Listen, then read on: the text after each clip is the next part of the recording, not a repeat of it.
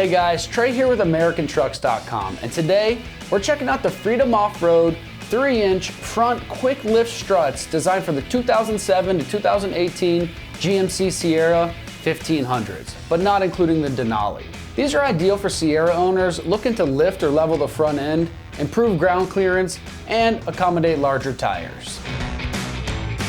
These 3-inch front quick lift struts are a game changer for leveling and enhancing the performance of your truck. They feature preloaded coil springs and struts, which eliminate the need for a spring compressor during the installation process. With 3 inches of lift, they help eliminate the factory rake, giving your Sierra a more aggressive stance and allowing you to run up to 33-inch tires. These struts come tuned to maintain ride quality while handling some light off-road use, making them perfect for daily driving and the occasional adventure. By providing added front end height, they improve ground clearance and approach angle, making obstacles like rocks or a steep grade less of a challenge.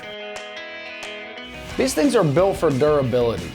The struts feature heavy-duty steel bodies with a corrosion-resistant finish, ensuring they stand up to harsh weather and road conditions. The preloaded coil springs are made from high-tensile steel for strength and reliability. Inside, they utilize a monotube design for consistent dampening performance and reducing foaming to ensure smooth and stable handling on and off the road. As far as pricing goes on these, they're coming in right in that mid $300 price range.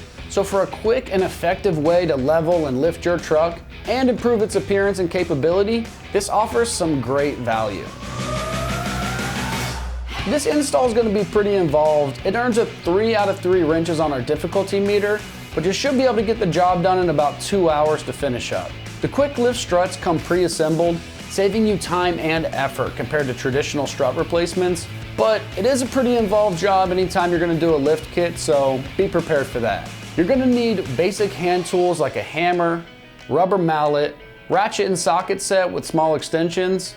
An impact could be pretty useful, wrenches, screwdrivers, a pry bar, and a bungee cord for holding that knuckle up out of the way. A marker will also be useful for marking the alignment before you uninstall the current suspension. Now, let's see exactly how this goes on with an install video from one of our AmericanTrucks.com customers. I'm gonna get this loose first. And we're gonna back this out to here. Then we're gonna bump it with a hammer upward and that'll knock that loose.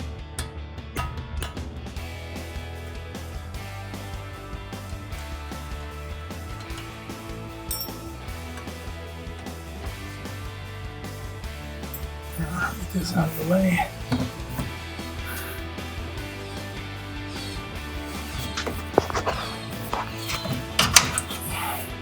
The other side was, we're going to go ahead and hit this with some PV Blaster because we had one that gave us an issue on the inside. We'll let that soak for a little bit. On this side here, we went to an impact. It was not moving with the wrench, could not get enough pressure on it. All right, that one's out.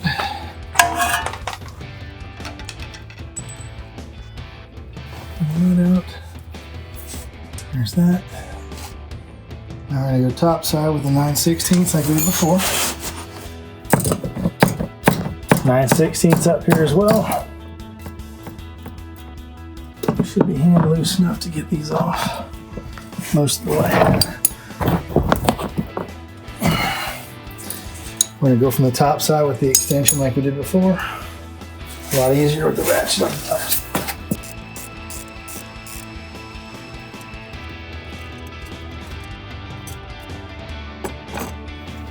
So now we're going to loosen this one up really good.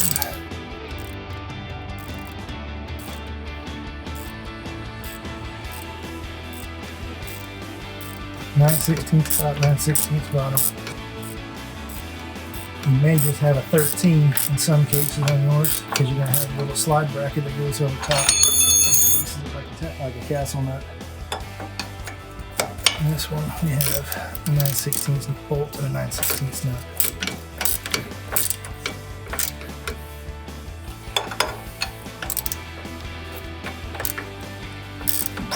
Now that we got this finger loose, we're going to finish off in the top. Nut, bolt. In some cases your hardware will be rusted and it'll probably break. When that happens, Luckily with the new Freedom Off-Road ones, they give you brand new hardware with it, which is great. We're going to go ahead and finish pulling this one out from the top side. I'm going to grab a wrench for that.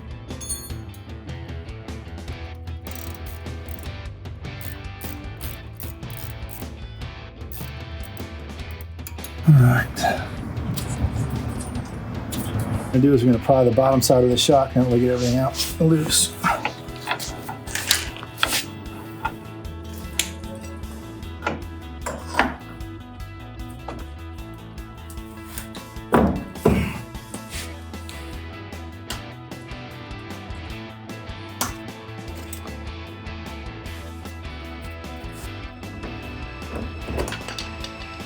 So with this particular strut assembly on full drive, you're going to either have to undo this or remove the CV axle. The easiest thing for me is I'm going to remove this. I'll go swing it up out of the way and far enough to get what I need in there. So we're going to go ahead and do that. I've already pulled the Carter pin out. For the castle nut, you may not have this, you may just have the locking washer or locking nut. I'm going to loosen this up, 22 millimeter in the bottom of this one. Most of the way off. A little bump. That should free it up and you can get it out. All you're doing is you're backing that nut down just enough so it's flush with the head of the bolt end on that one, so you're not damaging those threads. And what I'd recommend doing is holding this up out of the way, probably a bungee cord, and we'll grab one of those. Now we got that out of the way, we should have to get the angle next to get this out. I'm going to drop it in, going towards the motor, bring it back out. This is what we wanted out right here.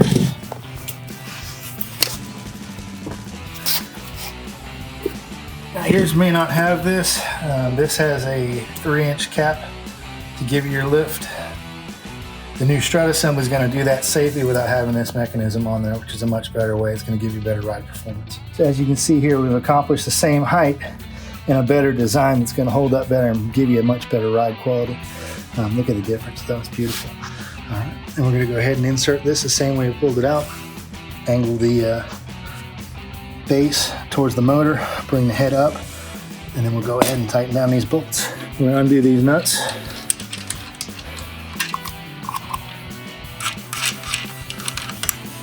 There's 3 of them. And size reference, we are looking. Got a 15 mil. That's your top nuts. And underneath this, you got a safety warning. It's under load. You do not want to touch this. The only time you're going to mess with this, if this spring is completely compressed and a safe device to do so, otherwise it's a bomb. You don't want to do that. I'm going to pull this off. Clean it up a little bit later here, get all that tape off. Alright, coming up with a shock.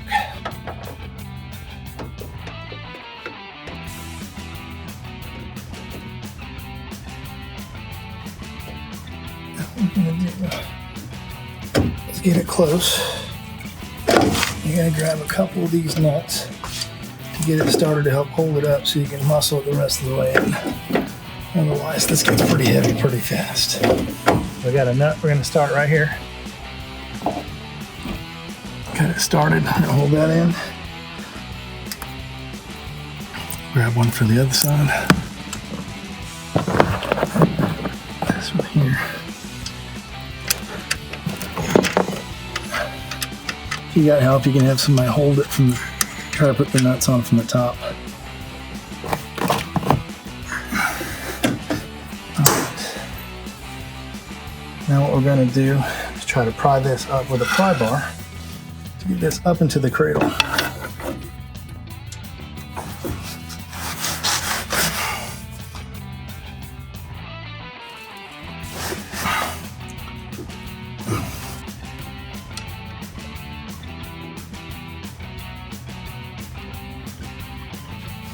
Start this one. And we're going to try to get these as tight as we can on the upper side here. By doing that, it's going to pull everything up. Like I say, it's a 15.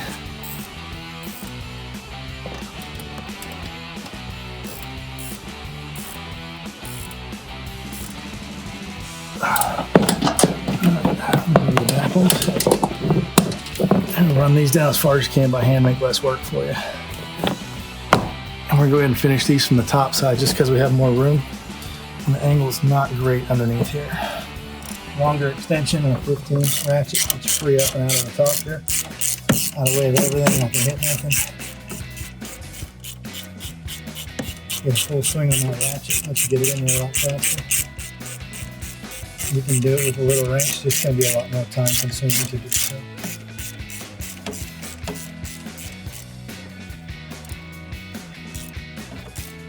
Just gonna get on top, we'll come back with the torque specs and hit them here in a little bit. All you have to do is move the shock around so you can get it started. And you see I'm started in the hole now. So now we're gonna take that 15 and use the ratchet to drive it up into the hole.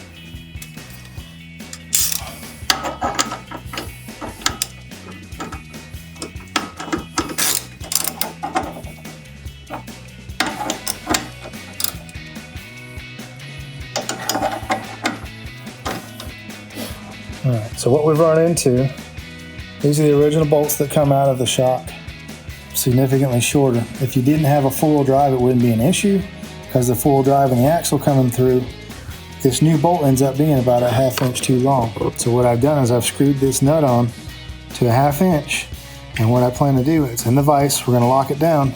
We're gonna use a hacksaw to cut the excess of this off. It's very important to have that nut on before you cut it so you have a way of repairing them threads after you cut it and you don't damage the threads. So we're gonna go ahead and cut this off now. All right, so that's off. That's gonna be hot, you wanna be careful. 16 nut, 16 screw bolt head. And what we're gonna do, we're gonna let it cool down so it's safe to handle. Then we're gonna go ahead and back this off. We're gonna run this through the back side on the driver's side. The newly shortened bolt, we're gonna bring it up to the bottom. Hold the nut on top. Start threading it by hand. Once you get it started, you're gonna have to switch to a wrench and a ratchet. So 16 and a 16. Slide this in here.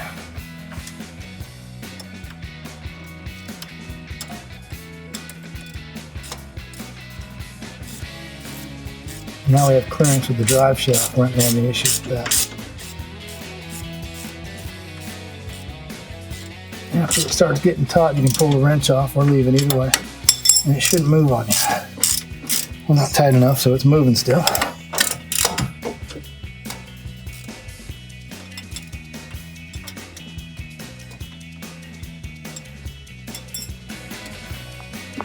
Now we're not moving. Tighten that up. Finish running this one up like we talked about earlier. You should be able to hand do it until we get to those lock nylon lock on the top there. Then we're gonna have to put a wrench on it again.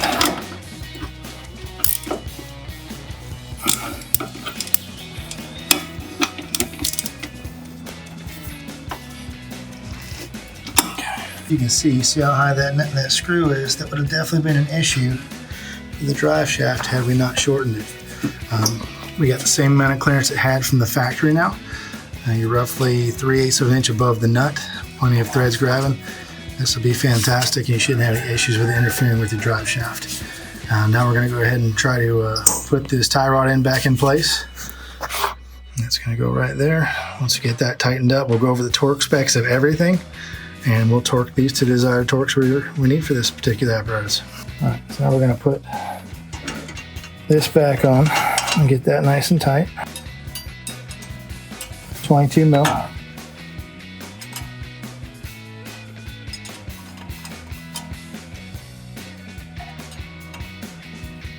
Like I said, if you still have the factory tie rod end, it's just gonna be a nylon nut. This is an aftermarket one I recently put on because mine were not adjustable anymore. It welded itself to the actual inner tie rod.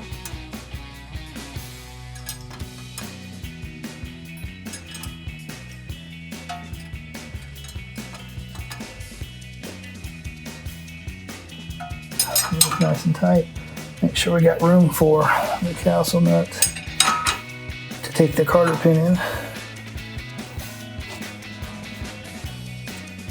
Part pin's gonna go in right there.